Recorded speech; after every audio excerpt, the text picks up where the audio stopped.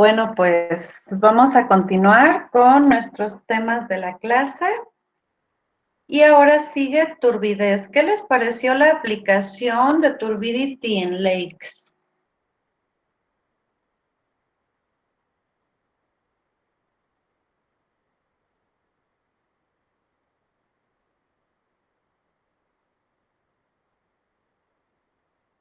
Creo que no me escuché, subiré el volumen. Pues bien, bueno, creo que es mucho más económico, ¿no? El disco de Sechi se refiere, ¿no? Bueno, no sé cómo se pronuncia. Ah, sí, vean que la turbidez se mide un poco diferente. Ajá. ¿Cómo se usa el disco ese de Sechi? Se pone, bueno, digamos como si se sumergiera y se tiene que ver sobre él el disco pintado blanco y negro. Y dependiendo la altura a la que dejes de verlo, es la medida. ¿Ok? Y ven que turbidez, muy bien, Hetze. Ven que la turbidez entonces se expresa en centímetros o metros, dependiendo el grado de turbidez. Una opción es que se ponga abajo de una probeta larga y se empiece a llenar con una muestra que se colectó en una jarra. O la otra es amarrarla en una cuerdita y aventarla ahí al lago. ¿Ok? Bueno. Si ven esa medición de turbidez, y luego dice ahí en el apunte, se asume que la turbidez, o más bien, que bueno, el objetivo de medir la turbidez es para saber como el estado de salud del cuerpo de agua para que las formas de vida pues sean compatibles y puedan seguir prosperando ahí. ¿Qué quiere decir eso? Que se cumpla la cadena alimenticia. ¿Dónde empieza la cadena alimenticia? Con las plantitas. Ajá. Las plantitas que están ahí abajo, las algas, pues tienen que hacer fotosíntesis. Por lo tanto, la razón de medir turbidez es saber qué tanto la luz del sol ingresa hacia el cuerpo de agua. Ajá. Por eso dice ahí, se asume o se cree, o el dato que se usa es que la luz penetra en el cuerpo de agua de 2 a 3 veces la longitud del disco de Secchi. Ajá. Y ven este margen de error, de 2 a 3 veces. O sea, si es 2 veces cool, si es 3 veces, pues más cool, ¿no? Porque hay más luz del sol hacia más profundidad. Pero de 2 a 3 veces ven que es un 50% de error. Ajá. Bueno, en esas aplicaciones no interesa la exactitud. Interesa que sea repetible la condición. Recuerden que hay aplicaciones donde interesa más que la medición sea repetible más que sea exacta, como en flujo o como en densidad. ¿Ok? Y ahora en turbidez, pero en esa aplicación, por lo que significa. Si les decimos a los biólogos, es que tu instrumento no sirve porque tiene un error del 50%, pues nos van a mandar derechito a donde no queremos ir cuando algunas personas nos llegan a sugerir que vayamos. Ajá. Porque para ellos es muy importante saber que la luz entra 2 o 3 veces más. Es más, con que sean 2, ellos ya la hicieron. Si son 3, bueno, no sé quién inventó esta forma de medir, pero yo tengo una idea de cómo son las condiciones para que se mantenga el ecosistema y aquello que es objeto de estudio. Ajá. Ese no es un objeto de estudio de nosotros, pensaríamos. Ajá. Porque ahí, en este caso, en esta aplicación, se conoce la turbidez para saber la salud del agua, para saber la disponibilidad, para que los organismos hagan fotosíntesis. Nada que ver con nosotros. ¿Ok? Bueno, nada que ver con nosotros en este país. En otros países, los cuerpos de agua se monitorean para sus variables analíticas, las que vemos en este curso y otras que son más bien biológicas. como el DBO, la demanda biológica de oxígeno. Ajá. Que no vamos a hablar de ello, tal vez les deje una tarea. Se monitorea el pH, sobre todo si el cuerpo de agua recibe descargas de agua pues de los humanos. Se monitorea una propiedad que tampoco veremos en este curso, que se llama dureza. Esto es el contenido de sales de calcio, magnesio, silicio y hay otra que no me acuerdo. Son 4 sales. Ajá. Dependiendo de esa concentración o cantidad presente, es la dureza del agua. Y turbidez, por supuesto. Ajá. ¿Cómo se hace? Pues se tienden ahí unos puntos de muestra, unos tubos, unas mangueras. Se extrae la muestra de manera continua hacia donde están los instrumentos instalados en celdas de flujo. Ahí se hace la medición y después se puede devolver al cuerpo de agua o se puede regar una plantita que esté por ahí. ¿Sale? Esos instrumentos se encuentran en unas casetas y ahí, ahora sí, ingenieros como nosotros hacen el monitoreo. Sí, Raquel. Ah, maestra, pero solo le quería preguntar si está compartiendo pantalla o soy yo, que no me carga. No, solo estoy platicando y aquí inspirándome para platicarles cositas del mundo. Ah, ok, de acuerdo, gracias.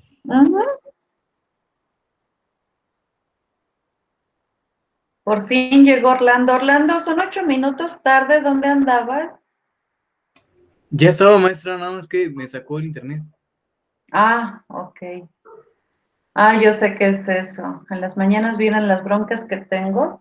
Hasta me da mucha vergüenza porque ya los niños me empezaron a decir de cosas como sí que. Y yo, perdón, perdón, perdón. Bueno, qué bueno que regresaste. ¿Qué? Sí. Y entonces, ahora sí, en esas casetas que son como cuartitos, hagan de cuenta, pues sí, como cuartitos.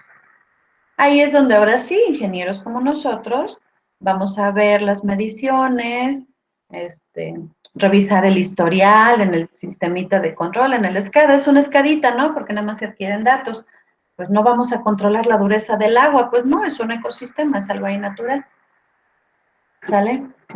Se monitorean los parámetros y así. Aquí en México se quiso hacer un proyecto similar.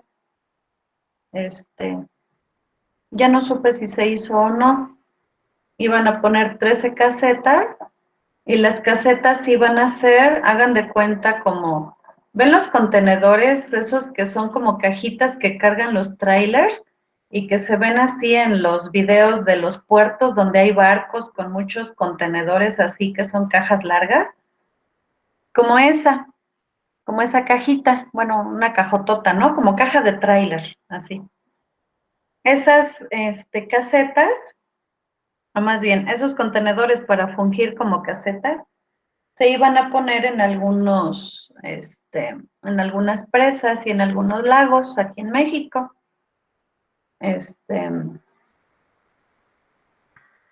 Era una licitación que hizo gobierno y pues esa era la intención, poder dar más importancia al monitoreo de la salud del agua, pero con fines pues de la salud del ecosistema, de conservar la fuente de agua, de ver qué tanto están cambiando sus propiedades. Por supuesto, no nada más de gratis y para los animalitos y el plancton, sino porque de esos cuerpos de agua se toma agua para procesarse para consumo humano en el proceso de agua potable, que ya les tocará por ahí a ustedes explicar. Aquí en México, pues es poco lo que vamos a ver de esta manera, ¿sale? Pero si ven, ahí ahora pasaría al revés.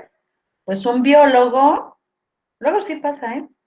En una planta, por ejemplo, era un veterinario con el que iba yo a ver asuntos de instrumentos, porque el veterinario sabía que los pollitos necesitaban oxígeno para aumentar la tasa de nacimientos. Entonces, pues ni modo, ahí no era un ingeniero, era un veterinario, y pues él tenía que saber del flujo de oxígeno, ¿no? Entonces, ahí empezaba mi comentario, pues ahí va a ser al revés. Ahí el biólogo, pues no la va a pescar tan pronto y no es su chamba ver que los instrumentos funcionen bien, ver el historial, acceder a las pantallas, tal vez eso sí lo aprendan, ¿vale? Y esas cosas para la parte de hacer las calibraciones, las actividades de mantenimiento, sustituirlos, revisar la instalación, pues ahí entonces sí entramos en acción, aunque la aplicación sea más como ecológica, ¿vale? Entonces, eso es lo que hay respecto a esa aplicación. Las otras aplicaciones ya las conoceremos cuando hagan sus presentaciones de industria, ¿vale? ¿Qué más? ¿Preguntas, comentarios de esto?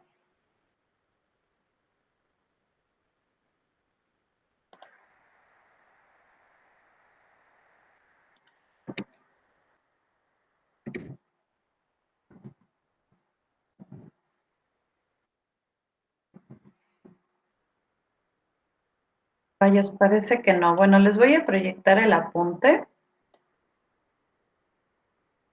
y nos quedamos aquí.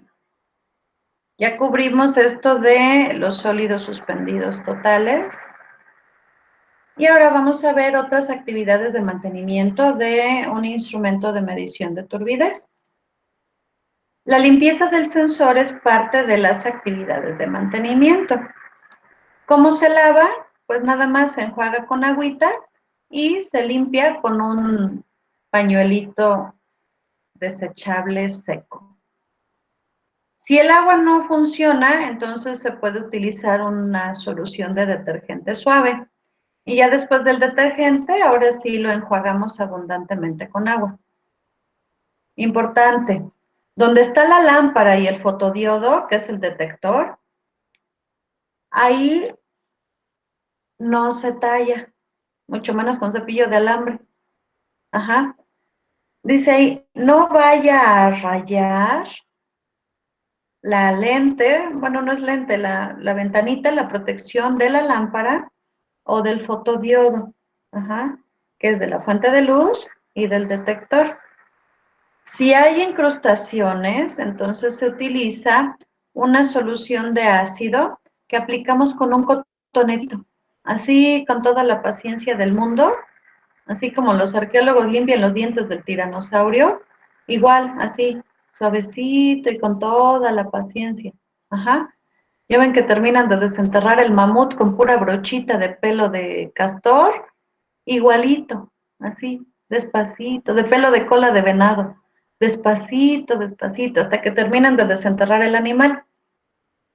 Bueno, pues así aquí, hasta que se termine de diluir todo el sarro con el cotonetito, pues ya, por fin se quitó con el ácido diluido y después igual se enjuaga generosamente con agua. No usen sustancias abrasivas porque se va a rayar la ventanita, la lente. A veces es nada más un cristal, a veces es cristal de zafiro. El zafiro aguanta las rayaduras, pero pues mejor lo hacemos a la buena, ¿no? Tampoco se usan solventes, eso sí no. Nada más detergente o el ácido diluido, ¿sale? Ácido clorhídrico al 5%, como en pH, hagan de cuenta, ¿vale? Así es como se limpia el sensor. Y otra tarea de mantenimiento es reemplazar la tarjetita electrónica que tiene la lámpara. Esto es para los sensores de la EPA, porque las lámparas incandescentes tienen un tiempo de vida esperado de aproximadamente 1 año. El sensor ISO, como usa LED, dura pues mucho más, se espera alrededor de unos 5 años y después de estos periodos marcados aquí, pues se recomienda cambiar la tarjeta de la fuente de luz, ¿ok? Recordamos, el analizador continuamente monitorea la intensidad de la fuente de luz y corrige los cambios en su intensidad debido a que pues se va pues acabando, se va envejeciendo la luz, la lamparita. Cuando ya está muy baja, entonces el analizador manda el mensaje de diagnóstico para reemplazar la lámpara. Ese es otro diagnóstico que tiene. La de cambio de lámpara. ¿Ok? Calibración, que ya hablamos de ella, es la otra actividad de mantenimiento. ¿Vale? Después vienen ya las aplicaciones. Aquí están. Agua potable, se mide turbidez, y tratamiento de aguas residuales, que idealmente debería medirse después de cada filtro. Y finalmente la aplicación que empezamos a comentar. ¿Sale? Y vean, esto está bien feo. Dice, turbidez en NTUs. La escala es logarítmica, vean. Y el tiempo pues no es logarítmica, es como rara, ¿no? Horas, días, semanas, meses. Vean, estos conjuntos de síntomas, vean lo que significan. Esto quiere decir que una alta conductividad, perdón, una alta turbidez que dure unos pocos días, tiene el mismo efecto en el ecosistema que una baja turbidez que dure semanas o meses. Ajá. Y vean los síntomas. Los pececitos se empiezan a estresar. Los pececitos abandonan sus guaridas. Los pececitos, pues como que están ahí todos evasivos, ¿no? Se empiezan a agitar así de... Porque los sólidos suspendidos ahí que causan turbidez, pues empiezan a obstruir las vías. Empiezan a comer menos y empiezan a... así como a toser, algo así dice ahí. Ajá. Si aumenta la condición de ya sea mucha turbidez poco tiempo o poca turbidez mucho tiempo, dice ahí que pues ahora se van como subdesarrollando los organismos. El desove también tarda más y se reduce el que ellos puedan obtener sus alimentos y los resguarden para consumirlos en el largo plazo, y que si llegan las lluvias o la escasez y tal, y hasta que puede causar la muerte. Ajá. Una alta turbidez por semanas o una media turbidez meses, pues hace que se mueran los pececitos. Y eso no está nada bien. Por eso hay que medir turbidez en los lagos. ¿Ok? Y ya se acabó. ¿Sale? Este es el tema de turbidez. Es importante. Vean esto aquí, dice, como una regla no escrita, la luz ingresa en el agua a una profundidad de aproximadamente 2 a 3 veces la longitud, la distancia del disco. ¿Sale? Ahí estamos.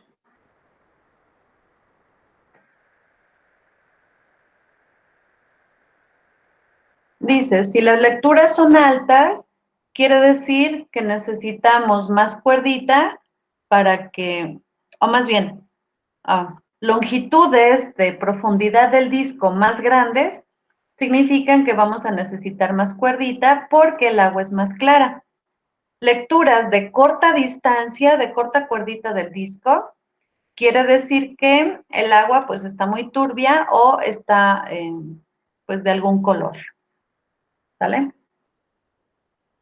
Y hay de todo ahí, algas, partículas de lo que conforma el suelo, los propios microorganismos y los desechos del hombre.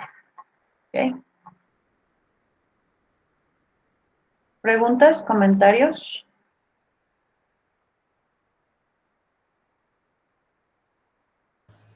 Maestra, ¿sabe si en alguna de las presas de aquí de Querétaro utilicen pues este tipo de instrumentos para el mantenimiento de las especies.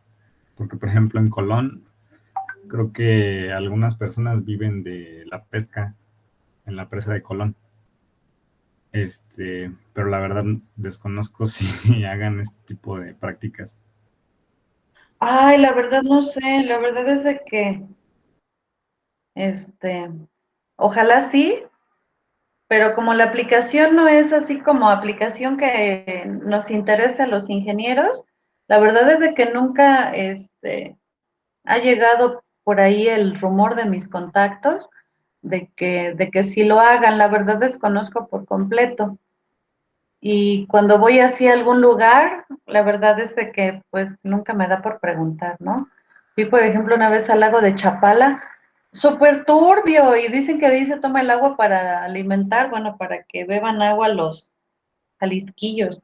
Imagínense. Ay, no.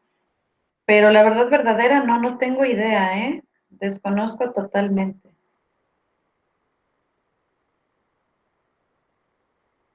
Entonces creo que más bien en todo México no se realiza esta práctica, porque pues por aquí mencionaban el documento de lagunas como de Estados Unidos o lugares de por allá, donde sí les importa. Ujú. La verdad, quién sabe, suponte que sí se hiciera, pues estaría chido. La Facultad de Ciencias Naturales ha crecido mucho y últimamente hay mucho biólogo. Ojalá, sí, pero la verdad verdadera no sé. ¿Qué podríamos hacer? Vamos a ir a preguntarle a los biólogos, oye, fíjate que vi este tema y ya, hacen ahí networking, ¿no? Pero no sé, la verdad no tengo idea, no tengo idea.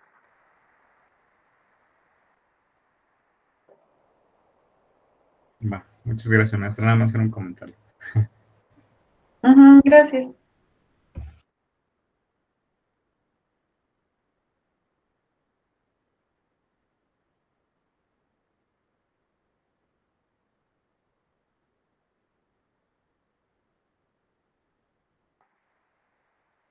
Bueno, esto es lo mínimo indispensable que hay que saber acerca de la turbidez.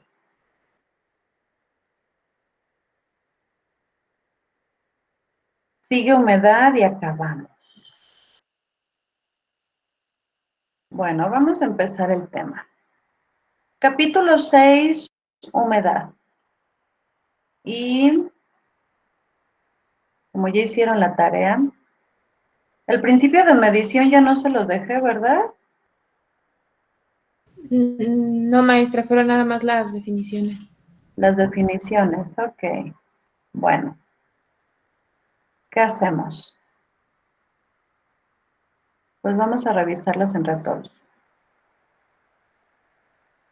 Bueno, humedad es una variable física, dice aquí, es la cantidad de vapor de agua que hay en el aire. Y esto es muy específico. Vapor de agua es la fase gaseosa del agua. Y el aire, pues a condiciones atmosféricas, se encuentra en fase gaseosa. Es decir, la humedad es una variable analítica de gases. Pero la incluí en análisis de líquidos. Nunca me ha encantado esta variable. Y el trauma viene de que hace mucho, cuando yo estaba chiquita y bonita como ustedes, me mandaron a calibrar unos transmisores de humedad, los únicos instrumentos a 3 hilos que he conocido en mi vida, en mi larga vida. Y que me ponen a calibrarlos y sufrí yo, ya sáquenme de aquí, ayuda.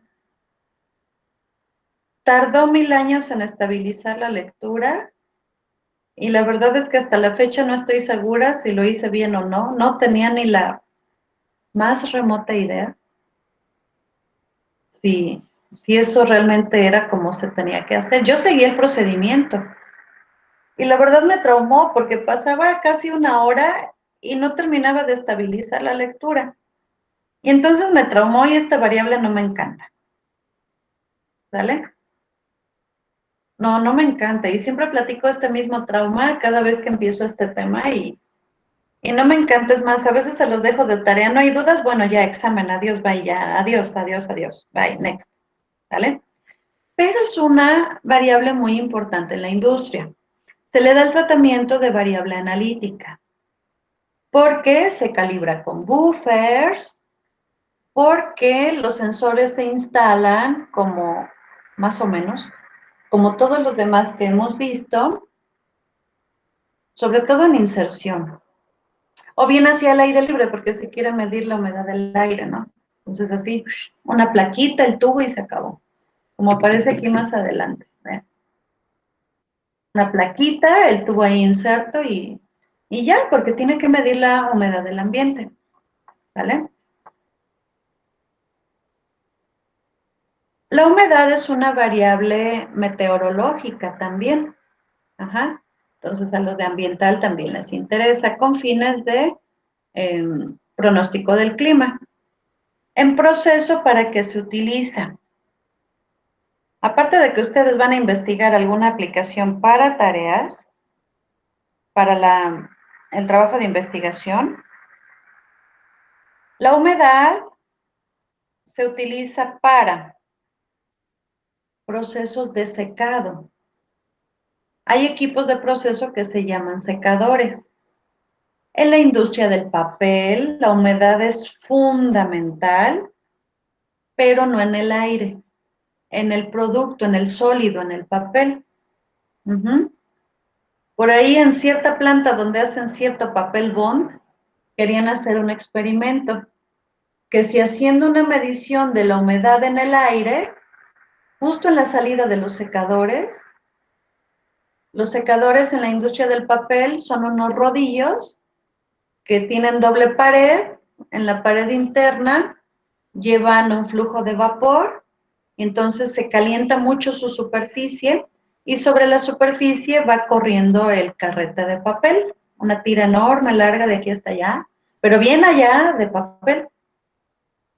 Y entonces querían ver si se podía hacer alguna correlación de la humedad ahí en el punto en los secadores, cuando por lo caliente se evapora todo el agua, está ahí todo vaporoso el área, y la humedad que conservaba el papel hacia el final del proceso. Nunca lo implementamos, pero traían así como que esa idea. En la industria del papel es muy importante, porque el papel se vende, se cobra de acuerdo con su peso. Y ese peso puede aumentar si es más húmedo. Y entonces se está cobrando agua en lugar de papel. Y puede dar lugar a demandas y temas ahí contractuales.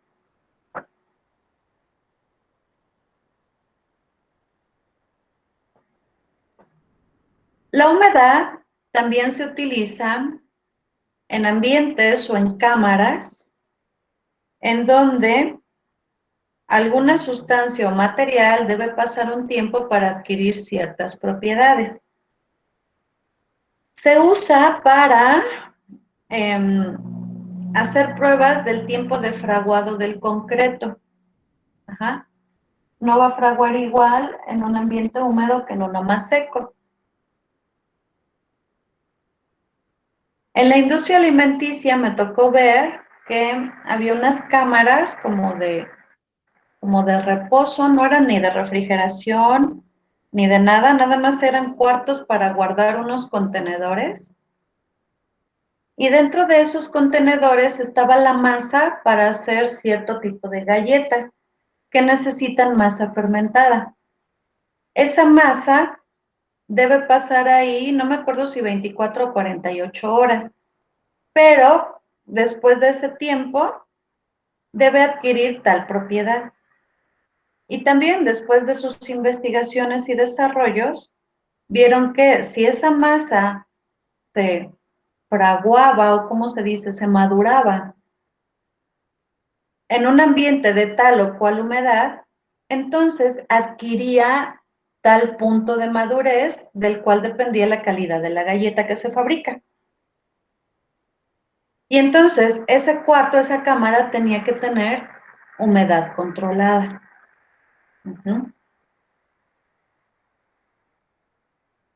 ¿Dónde más? La humedad es un parámetro de acondicionamiento del aire. Todo lo que son aplicaciones de aire acondicionado tiene involucrada la humedad. En muchos procesos se utiliza el aire comprimido. Y normalmente, como se utiliza, es un aire limpio y seco. Es decir, al cual se le ha retirado la humedad. Es decir, se le quita el agua al aire. Ajá. ¿Por qué? Porque va a ser aire de instrumentos, porque, pues, si no se le retira la humedad, podría corroer algunas partes por el agua, porque algún beneficio tiene, ¿sale? Pero hay otros procesos en donde al contrario el aire debe ir húmedo. Y es más, debe tener cierto valor de humedad. Ajá.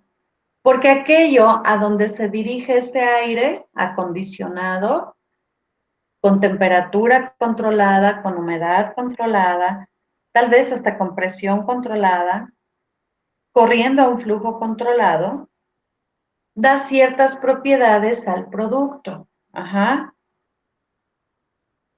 Me tocó verlo en la parte de hilado del poliéster. El poliéster es un polímero, un plástico que se hace hilitos súper delgaditos y con eso se hace ropa. Finísima, finísima de poliéster. Entonces tiene que hacerse un hilo muy delgado. Y cuando el hilo sale de las hiladoras, que son como regaderas, tiene que distinguirse cada una de las hebras. Y para esto, cuando sale de la coladera, de la regadera esa, así como las gotitas de agua cuando nos bañamos, así salen pero hilitos de poliéster. Bueno, en el camino que salen de la regadera hacia donde se unen como un trenzado, en el momento de que las hebras tienen contacto entre sí en ese trenzado, no deben volver a juntarse, es un polímero, es un chicle ahí. Ajá. Y entonces, para que eso ocurra, en la parte central de la regadera hay otro tubo donde se sopla hacia las cuerditas que van saliendo con cierta temperatura y cierta humedad para que cuando se reúnan en el trenzado, pues no se junten, sino que siga cada hilo individual. Ese aire, si lleva más humedad de la que el diseño requiere, entonces el poliéster la absorbe, el poliéster es higroscópico. Ajá. Y entonces cuando se estira y que ya pase por los secadores, va a perder más agua y va a quedar más delgadito de lo que el diseño lo requiere. Y si no lleva la suficiente humedad, los hilos se pegan o se rompen. Sí, más bien creo que era eso, se rompían. Ajá. En donde el aire se requiera con cierta calidad, la humedad es un parámetro del aire. Y hay equipos para hacerle llegar esa humedad. ¿Ok? Y pues en laboratorios de calibración, donde también la humedad se debe mínimo conocer o bien hasta controlar. Y también otra vez se vuelven un parámetro del acondicionamiento del aire. En ese caso, en laboratorios de calibración o en cuartos controlados. De forma comercial, la humedad se mide en almacenes, bibliotecas, museos, porque de la calidad del aire depende la conservación de las piezas. Imagínense en el Louvre que se empezara a salir moho ahí a la doña Gioconda, ¿no? Pues va a estar cañón. Se tiene que medir y controlar la humedad, ¿vale? Esas aplicaciones comerciales ya no nos tocan a nosotros, nos tocan las otras. Ajá. Pero igual les puede dar una idea de por dónde buscar sus aplicaciones de humedad. ¿Sale? Entonces, es muy importante, aunque a la Miss no le guste. ¿Vale? Bueno. ¿Preguntas, comentarios hasta aquí?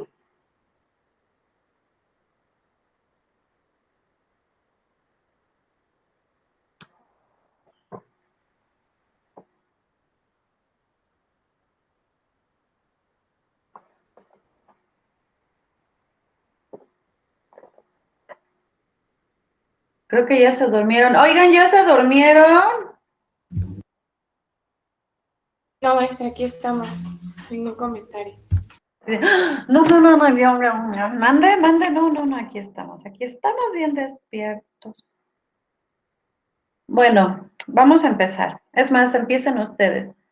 ¿Quién nos lee y explica qué es humedad relativa?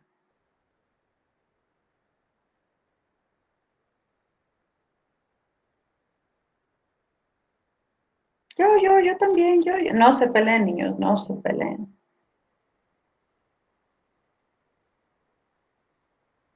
Usaré mi lista. Bueno, no, a ver, aquí los estoy viendo. ¿Quién me sale?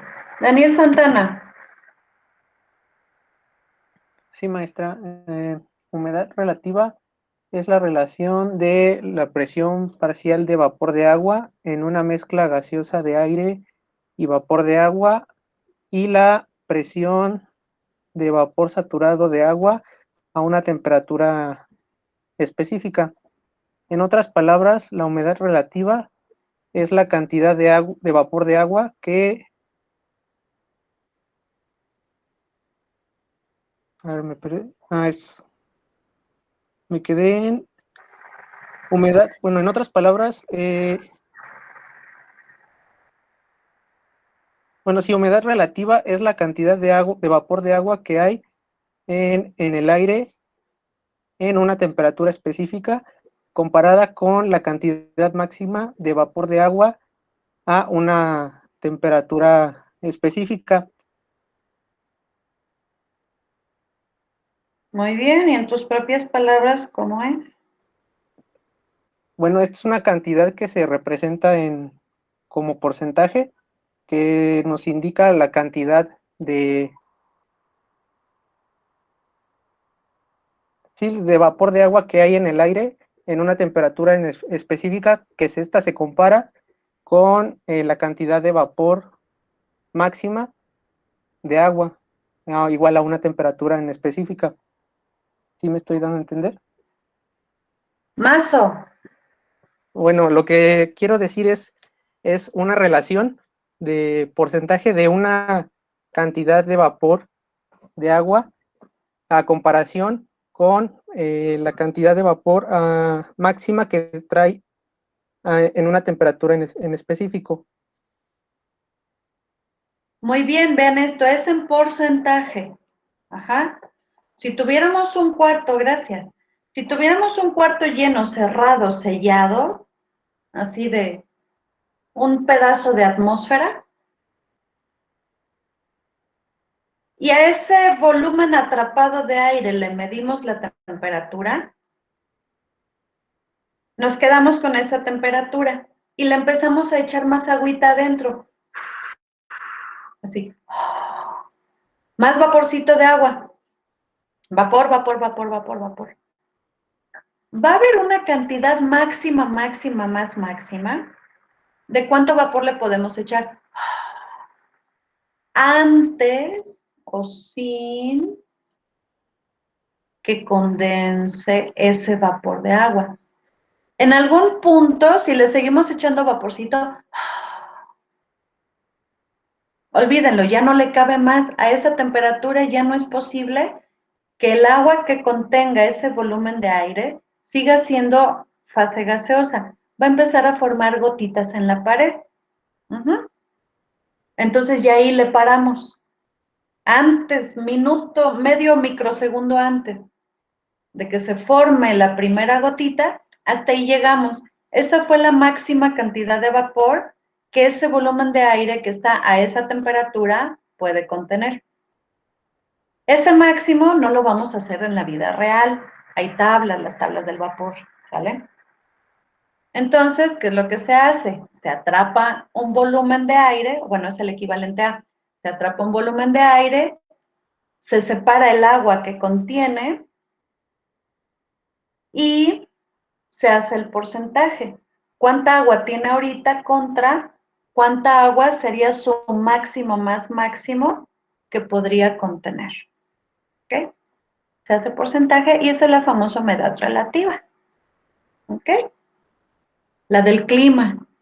Ahorita que acaba de llover, pues está alta, ¿no? En días donde no hay ni nube y sale un solazo, pues es baja. ¿Ok? Es más, es tan baja que a algunas personas les reseca las mucosas y ¡pum! A cada rato les sale sangre de la nariz. Ujú.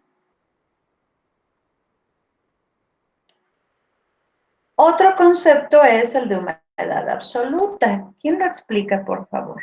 Si quiero yo le explico, maestra. Sí quiero. Humedad absoluta es la cantidad de agua en un volumen particular de aire. Se expresa en kilogramos de agua por volumen de aire. Cuando estaba haciendo la tarea, pues vi las unidades y tal cual se utilizaban más las de gramos sobre metro cúbico. Y creo que la diferencia entre humedad absoluta y relativa es que pues la absoluta nos da la cantidad real de humedad en el aire y la relativa nos da como un porcentaje o una relación de la cantidad de vapor en el aire. Y vean que la humedad absoluta no depende de la temperatura y la humedad relativa sí, a una temperatura dada, a una temperatura específica, ajá, a la cual a una temperatura específica es capaz de contener sin condensarse. Y en la humedad absoluta no tenemos el factor temperatura, ¿sí ven? Por lo tanto, vean esto. Díganme si esto es verdadero o falso y por qué.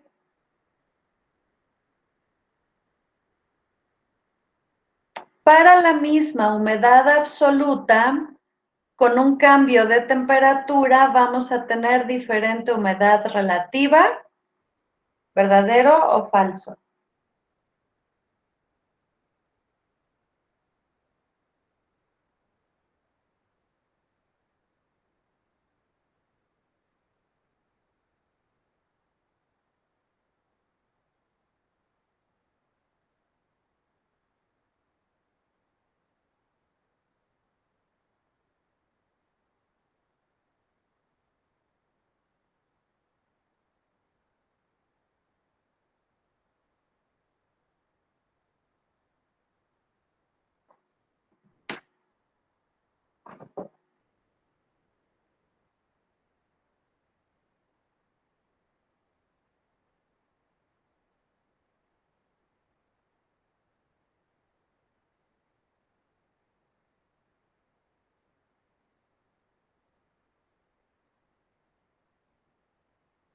Están pensando, ¿verdad?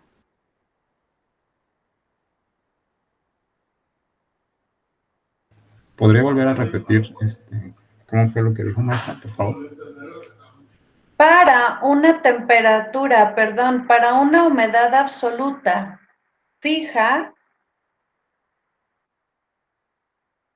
constante, si la temperatura cambia, entonces se tendrá una humedad relativa diferente, es decir, también cambia.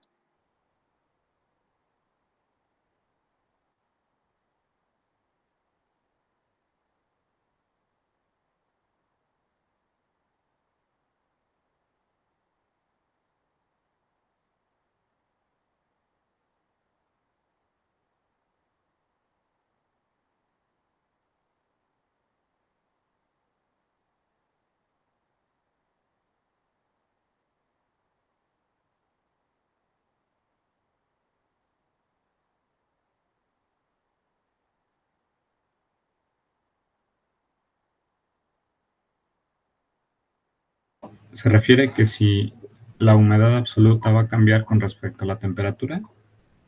No, la humedad absoluta es constante. La humedad relativa cambia si cambia la temperatura. Pues fue lo que vimos en la, ¿cómo se llama? En la definición. Y sí, la humedad relativa cambia con respecto a la temperatura. Muy bien, ¿sale? Porque eso puede pasar. La temperatura cambia, por lo tanto, cambia la cantidad de vapor que puede contener ese volumen de aire, aunque la humedad absoluta sea la misma y no cambie. Ajá, porque pues está encerrada, es absoluta, ¿ok? Y no tiene que ver con el factor temperatura, ¿de acuerdo? Ahí estamos. Otra forma de expresar humedad es el punto de rocío. Ajá. ¿Qué es otra forma de expresar la humedad relativa? En la industria, de hecho, la humedad del aire para servicios, como el aire de instrumentos, debe tener una especificación dada por el estándar de ISA 7, creo que es la 7, creo que sí, o 6, ya no me acuerdo. Bueno, hay una especificación de humedad que debe tener el aire de instrumentos para que se considere limpio y seco. Bueno, seco más bien, ¿no? Lo limpio depende del particulado. Y se especifica más bien como punto de rocío, ¿ok? Más que humedad relativa. Entonces, ¿quién quiere explicar qué es punto de rocío? Yo, maestra. Sí, gracias. Primero la leo, ¿verdad? Sí. Sí, por fin. Bueno, esta es una temperatura de saturación en la que el vapor, bueno, en la que se tiene que enfriar una determinada porción de aire húmedo a presión barométrica constante para que el vapor de agua se condense. Una alta humedad relativa indica que el punto de rocío está más cerca de la temperatura actual del aire y una humedad relativa del 100% indica que el punto de rocío es igual a la temperatura actual y que el aire está saturado al máximo con agua. Cuando el punto de rocío permanece constante y la temperatura aumenta, la humedad relativa disminuirá. De esta última parte creo que va con lo que estaba haciendo de la pregunta hace rato, en el cambio de la temperatura. Y bueno, viene como ya es siguiente a las otras definiciones, es el punto al que el agua va, digamos que a caer. Por ejemplo, si lo vemos de las nubes, al que caería porque ya no lo soporta más, como decía usted en la parte de humedad absoluta. Digo. Entonces sería ese punto de la a determinada temperatura. Muy bien, vean esto. El punto de rocío es una temperatura. Por lo tanto, en algún momento va a ser equivalente decir, el aire tiene un 33% de humedad relativa, que decir, el punto de rocío de ese mismo aire es, por decir algo, menos 6 grados centígrados. ¡Oh, qué genial! Humedad relativa es en porcentaje. Ajá. Aquí está, porcentaje. Tanto por ciento, lo vemos en el clima, ¿no? Y punto de rocío es una temperatura, entonces les van a decir, mira, mi aire está muy bien, trae un punto de rocío de menos 8 grados centígrados. Qué chido, ¿y eso a qué equivale? A todo esto que está aquí. Ajá. Si vamos aquí a la googleadera, dejen cambio de presentarles mi pantalla, de presentar una ventana, a presentar mi pantalla. Y vamos a encontrar, y esto está muy cool. ¿Cómo le pongo aquí? Convertir RH a punto de rocío.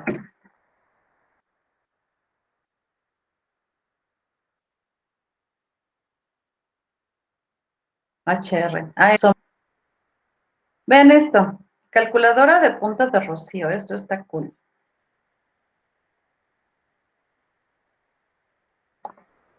Su privacidad, nuestros socios, tenemos cookies.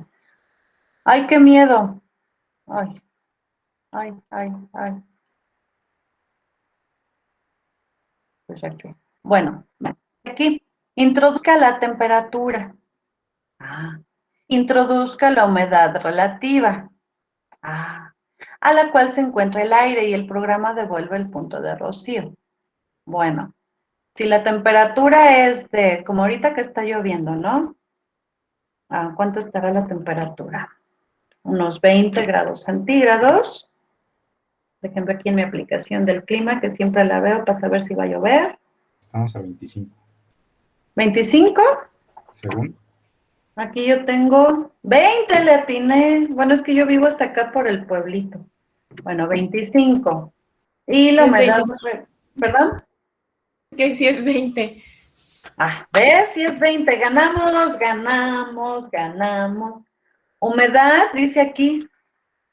Con razón está lloviendo. No inventen, ¿saben qué humedad tenemos? 76%. ¡Wow! Temperatura de rocío 15.6. ¿Qué quiere decir? Que si se enfría llueve. Ajá. ¿Qué pasa en la industria? Pues el aire igual, más o menos anda unos 20 grados centígrados, tantito menos, pero se mete a secadores para que la humedad relativa baje. Entonces, si trae un, no sé, un 12%, el punto de rocío es menos 9.2, que son, pues deben estar en estas mismas unidades, grados centígrados. ¿Vale? Ahora que ya tienen su membresía de ISA, pueden descargar el ISA 7 o el ISA 6, algo así, donde vienen los lineamientos de la calidad del aire comprimido para servicio de instrumentos. ¿Ok? Si el aire está muy seco, la temperatura de rocío es más baja. Pues sí, hay que enfriarlo mucho, mucho, mucho, mucho, mucho para que esta poca humedad, ¡pum!, condense. ¿Ok? Y pues esto está chido, ¿no? Ahí lo pueden googlear y sale. Muy bien, muy bien. ¿Dudas hasta aquí, hasta el momento?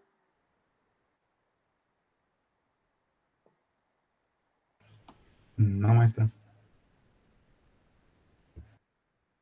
Bueno, ahora va paquete doble. ¿Quién nos explica los dos conceptos? Temperatura de bulbo seco y temperatura de bulbo húmedo.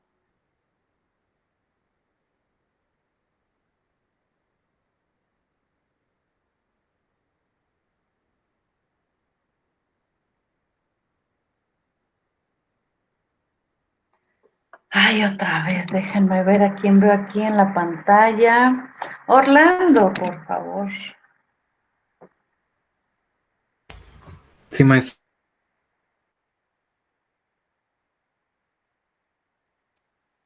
De medición de temperatura que refleja las propiedades físicas de un sistema con aire y vapor de agua. La temperatura de bulbo húmedo es la temperatura más baja que se puede alcanzar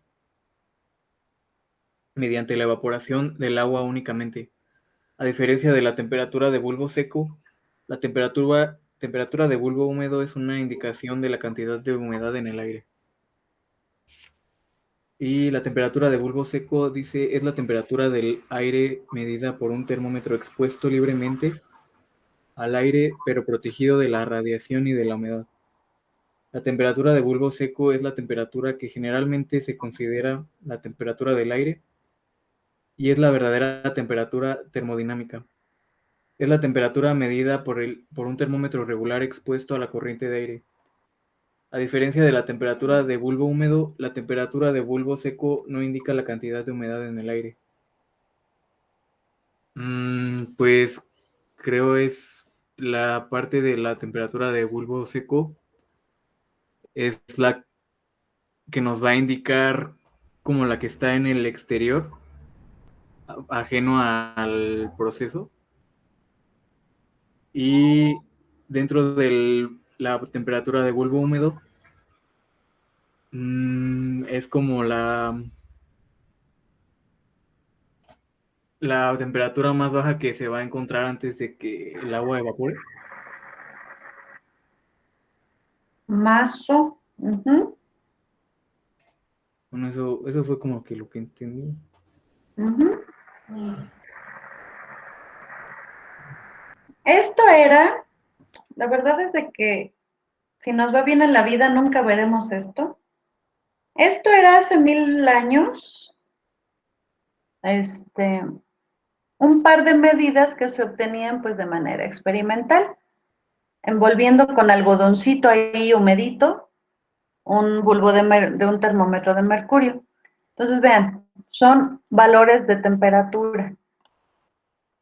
¿Qué era lo que se hacía? Para la misma condición ambiental se medía la temperatura de bulbo húmedo, que es lo más que se enfriaba el bulbo porque estaba húmedo y después se evaporaba el agua, se integraba a la atmósfera hasta que se establecía un equilibrio.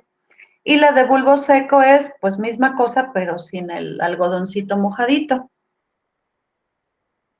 Para la misma condición se tomaba la lectura, las dos lecturas, y después se buscaban en unos diagramas, unos diagramas, unas como gráficas, y así se obtenía la humedad relativa con fines ambientales. Hoy en día, pues ya hay formas más eficientes de medir la humedad, ¿ok? Pero existieron estos conceptos. Entonces, esos son más por cultura general, ¿sale? Importante, higroscopía. ¿Quién me ayuda? Sí, yo muestro. Sí, gracias. Bueno, dice, sí es higroscopía. Ujú, Seguro. Ok. ujú. La higroscopía es la capacidad de una sustancia para atraer moléculas de agua del entorno o del medio ambiente. Dice aquí, los materiales sólidos como el papel o los productos alimenticios absorben y retienen agua o desorben en reacción a su entorno. Las sustancias que exhiben esta propiedad se denominan higroscopía. Hay dos formas básicas. Higroscópicos. Higroscópico. Hay dos formas básicas de expresar la humedad en una higroscopía. Bueno, por lo que entiendo, ahora sí que menciona es como la capacidad que tienen las sustancias para poder atraer el agua que se encuentra a su alrededor en el ambiente. Y a ver, sí, pues básicamente sería eso, que la capacidad que tienen para poder atraer el agua, las diferentes sustancias. Bueno, Ujú, moléculas de agua más bien. ujú. Para como atraparla en su estructura, ¿no? ¿Sale? Maestra, es como las bolsitas de bolitas que ponen para la humedad en algunos electrodomésticos o cosas así. Ándale, esos materiales, que la idea es de que sea más fácil que tome la humedad a que la tome el producto donde está ahí empacado. Ajá. Exactamente, esa es la característica, la propiedad de ser, pues, higroscópico, ¿sale? Que es como se le llama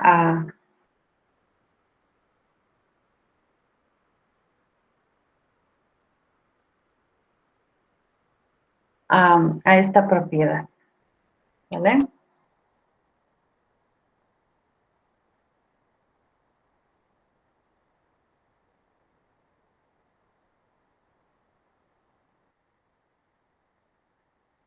Bueno, Maestra, pues ya, gracias. Ujú, a ti, gracias. maestra, una pregunta.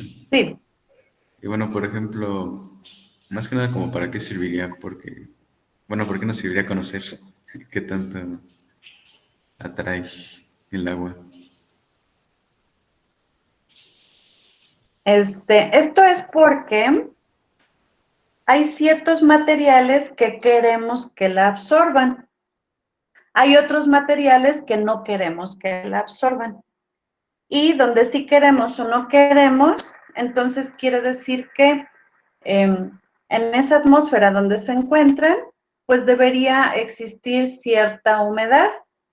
Por lo tanto, habrá que medirla. Ajá. Entonces, esto nos da una idea de dónde buscar una medición de humedad. ¿Ok? Esto interesa mucho en los materiales sólidos, como vamos a ver la clase de mañana. Por ejemplo, en el papel, como les platicaba, el papel es higroscópico, por lo tanto nos interesará mucho medir la humedad porque de esto depende la calidad del papel y el monto de la transacción comercial. Pero hay otras sustancias que son higroscópicas y que no son materiales sólidos como el papel, sino más bien líquidos. Ajá, hace poco me preguntaban en cierta planta que si sabía yo cómo se mide humedad o con qué instrumento se mide humedad en el aceite de un transformador, de esos que tienen aislamiento de aceite, porque el aceite es higroscópico. Si atrapa humedad del ambiente, entonces la presencia de agua puede causar cortos entre los núcleos estos, los puntos de conexión, los aisladores. Ajá. Y pues eso es una cosa muy fea, porque los transformadores de aceite pues están muy enormes. Ajá.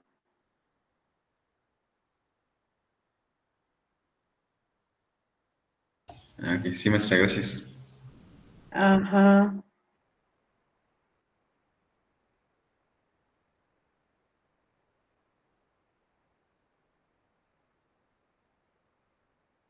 ¿Qué más? Los hidrocarburos, las gasolinas también son higroscópicas, entonces igual vamos a ver que, ¿cómo me decían ahí? Queremos medir humedad en el aceite.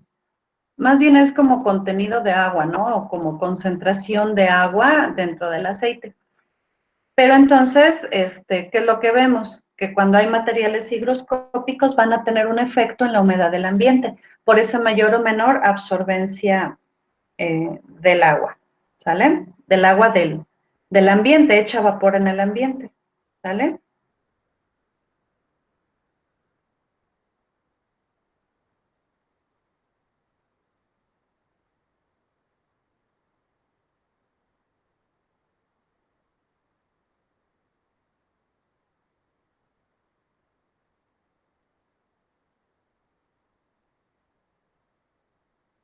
Sí, maestra, gracias.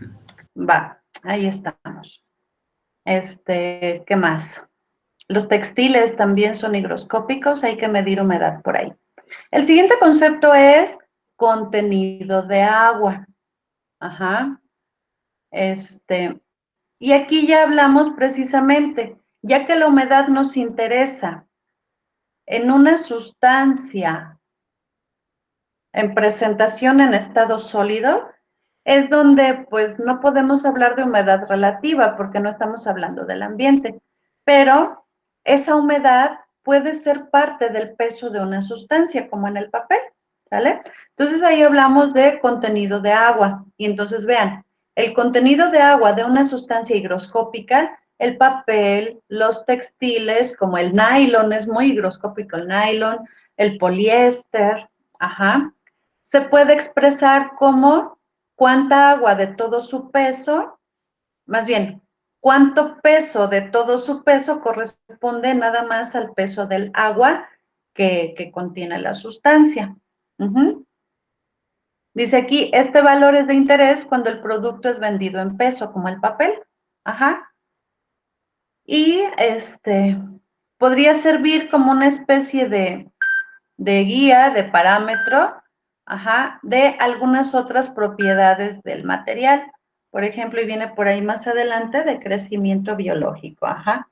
Así de, de que, ay, ya mero se va a podrir, ¿no? Ajá. Entonces, ese contenido de agua es peso de agua con respecto al peso total de la sustancia cuando el agua se integra a su estructura como parte de su material.